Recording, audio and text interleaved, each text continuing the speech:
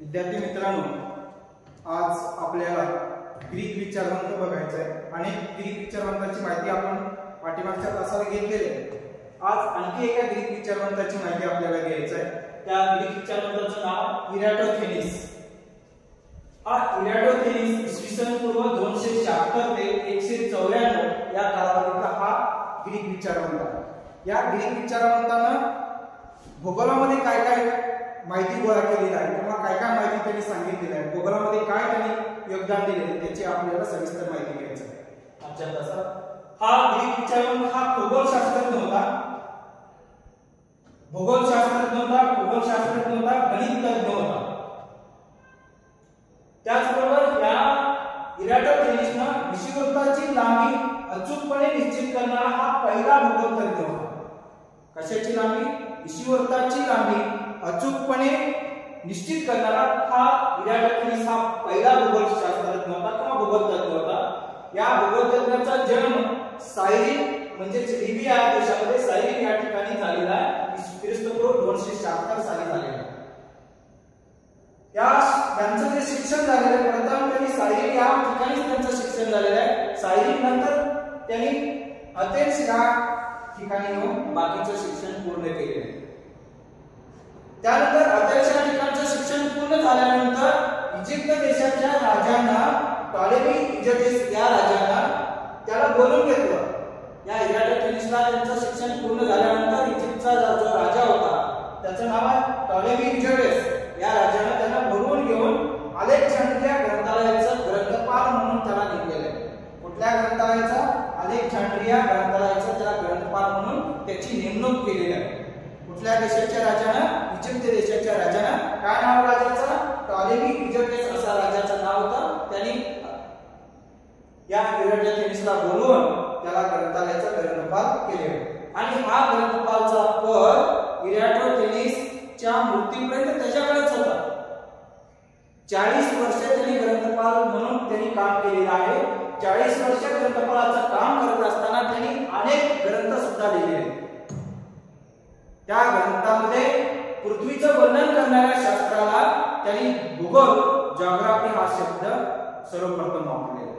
पृथ्वीचं वर्णन करणारे जे शास्त्र आहे त्याला काय म्हटलेलं आहे? भूगोल हा शब्द म्हणजे जिओग्राफी हा शब्द सर्वप्रथम कोणी वापरला तर हा इराटोथेनिसनं वापरलेला.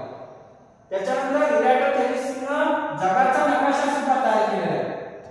त्या इराटोथेनिसनं जगाचा नकाशा तयार करत असताना अक्षवृत्ते व रेखावृत्ताची जाळी रेषा तयार करून त्यांनी जगाचा नकाशा तयार करणारा हा पहिला भूगोलतज्ञ आहे. अक्षवृत्त आणि रेखावृत्ताचा वापर करून त्याला जगाचा नकाशा तयार केला आणि त्याच्या नकाशामध्ये त्यांनी काय सांगितलेलं आहे?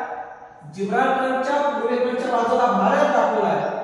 त्याच्या नकाशामध्ये जिब्राल्टरच्या पूर्वेकडच्या बाजूला भारत दाखवला आहे आणि दक्षिणेकडच्या बाजूला त्यांनी नाईलच्या उगमापासून उत्तरेकडे युरोपातील गान नदी जी आहे त्याच्या मुखापर्यंतचा सीमा त्यांनी जगाच्या नकाशामध्ये दाखवला.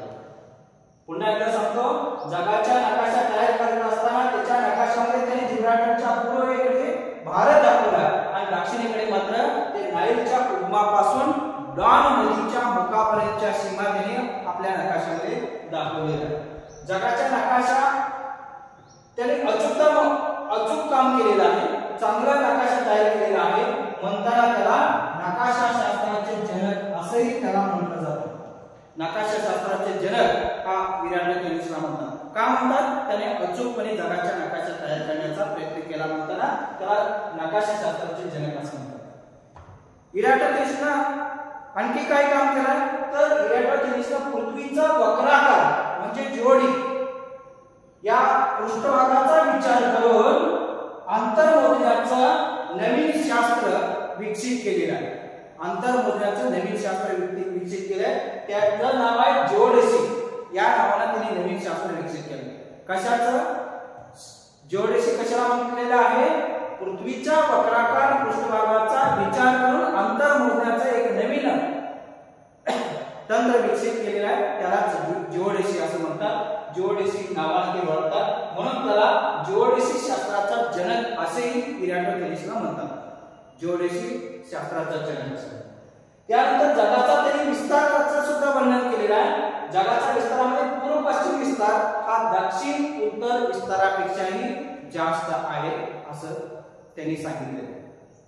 त्याचबरोबर त्यांनी आपल्या आणखी त्याच्यामध्ये त्यांनी सांगितलेलं आहे पृथ्वी गोलाकार आहे आणि त्या पद्धतीनं आणखी काय इराटोथेलिसने काम केलेलं आहे, सूर्य आणि चंद्र यांच्यामधलं पृथ्वीपासून अंतर किती आहे हेही मोजण्याचं त्यांनी काम केलेलं आहे. त्याचबरोबर या इराटोथेलिसनं पृथ्वीचं परिघ मोजण्याचं कामही केलेलं आहे. त्यांनी पृथ्वीचं परिघ अचूकपणे मोजण्याचा प्रयत्न केला आणि मोजून सांगितलं आहे पृथ्वीचा परिघ 25,000 मैल आहे असं त्यांनी सांगितलेलं आहे. आणि खरं पृथ्वीच्या परिघाचे अंतर जे आहे 24,860 एवढं आहे. त्यात थोडासा त्याचा फरक पडलेला आहे, नाहीतर तो का फरक पडला तर त्या ध्रुवाकडच्या बाजूला पृथ्वी गोलाकार आहे असं समजून त्यांनी परिघ मोजलेलं होतं, परंतु तसं नसल्यामुळे तिथं थोडासा फरक पडला. त्यांनी सांगितलेला 25,000 मैल प्रत्यक्षात असलेला 24,860 मैल थोडासा फरक त्यामुळे पडलेला आहे. त्यामुळे त्यांनी परिघ मोजण्याचं सुद्धा काम या ठिकाणी केलेलं आहे. अशा पद्धतीनं या इराटोथेलिसनं भूगोलामध्ये अतिशय महत्त्वाचं योगदान त्यांनी दिलेलं आहे.